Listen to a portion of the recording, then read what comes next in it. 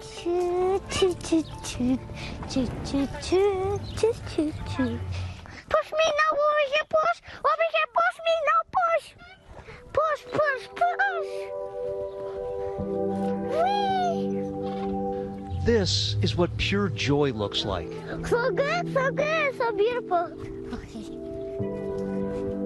The kind only found in the innocence of a child. Whee! Nada. Every family's American dream looks a little different. This one may appear picture perfect, but first glances can be deceiving. Beneath the surface, an ugly story emerges. One that's had 7-year-old Bayan, her mom, and her dad on the run for years.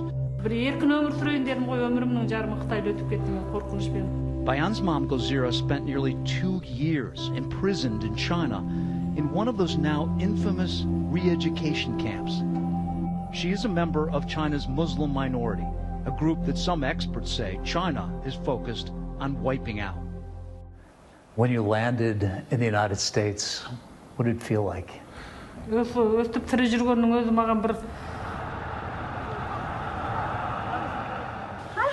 you? Good to see you. Bayan, do you remember when you met us over in Kazakhstan? Do you remember? Your mom was crying, right? And what did you say to her?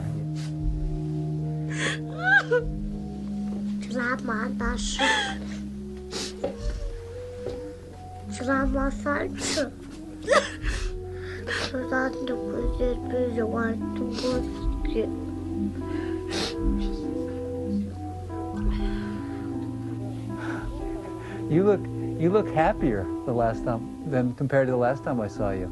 Are you happier now? For 2 years you didn't see your mom? I love you. Did you tell Bayan exactly what you're being forced to do in China? Түрмеде жатқан кезде телефонда сөйлескен ғой Баянмен. Сол кезде Баян айтқан Қытайды мен сотқа берем анашым кел дегенде тілші кеткенде тәсірленіп жылаған. There are very few images of the camps, from satellite photos, some photos from the Chinese government, and a few alleged cell phone videos and photos leaked to the activists.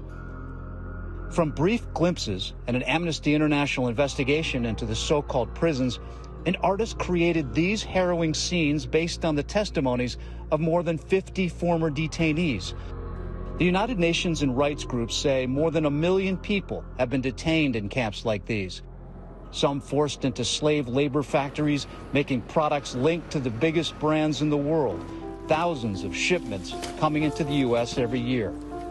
It's not enough to just use the term genocide, and it's not enough to impose sanctions. Senior leadership of the Chinese government or the regional leadership in Xinjiang don't expect to individually have to pay a price for what they've done.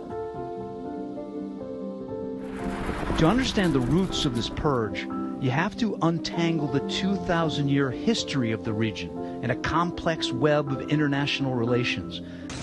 Xinjiang is home to the old Silk Road, rich in resources and crossroads for trade, an important key to Chinese economy. It's also where Turkic Muslims make up the majority of the population. 7% are Kazakh, like Gulzira and Bayan. 46% are known as Uyghurs. That region, Xinjiang region, it's the most encapsulated area in the world in terms of information. Every single cell tower is monitored. Uyghurs need to install app on their phone so China can track. China can have access what they're saying, what kind of picture and videos they're taking. Authorities show up on your door and say, you've been praying too much, or why were you putting gas in somebody else's car? Why have you been going out the back door instead of the front door of your house? And if they don't like your answers, you can be detained for that. I've been coming here to report on these camps since 2015, a witness to the ever-increasing present police state. We're driving around this town of Yukon. You can see there's police officers everywhere. In fact, put your camera down. Put your camera down. The police right there. The Chinese government says the crackdown is in response to rising violence over the past 20 years, Beijing blaming radicalized groups of Uyghurs for the attacks. the overwhelming majority of people who have been detained are not in any way alleged to have broken a discernible law.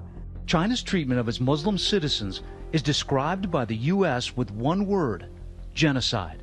My judgment remains that genocide was committed against the Uyghurs. China denies any mistreatment of its Muslim populations, claiming what we often see as part of anti-terrorism and de-radicalization efforts in Xinjiang in accordance with the law to protect people's lives. The claim that there is genocide in Xinjiang could not be more absurd, said the Chinese Foreign Minister Wang Yi. It is just a rumor, a complete lie. But Galzira says the Chinese government is lying.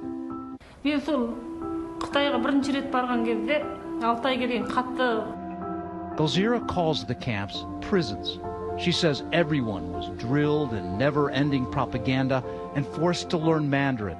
But the accusations go much deeper. We have heard that there is some forced sterilization in China in these camps. We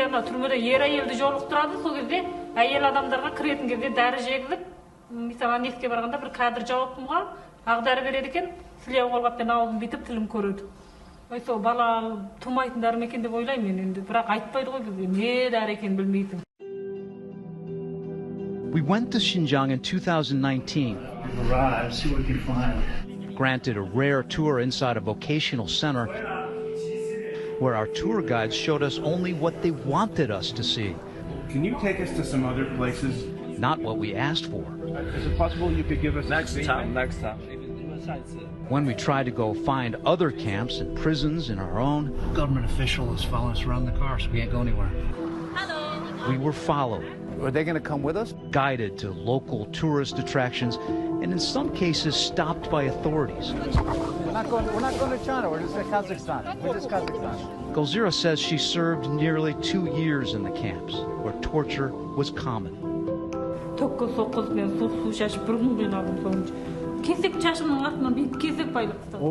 you pulled back your hair. She says one punishment had her strapped to a chair, unable to move, her hair tied to bricks, pulling her neck backward.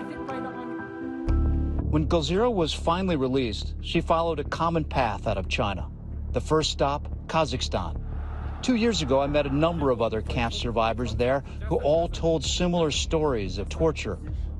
Here, Galzira was able to reunite with her husband,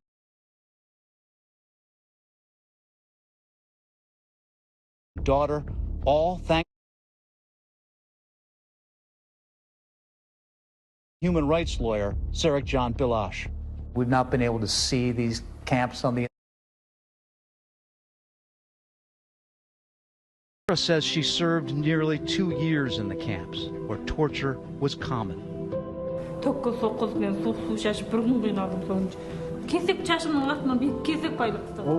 you pulled back your hair.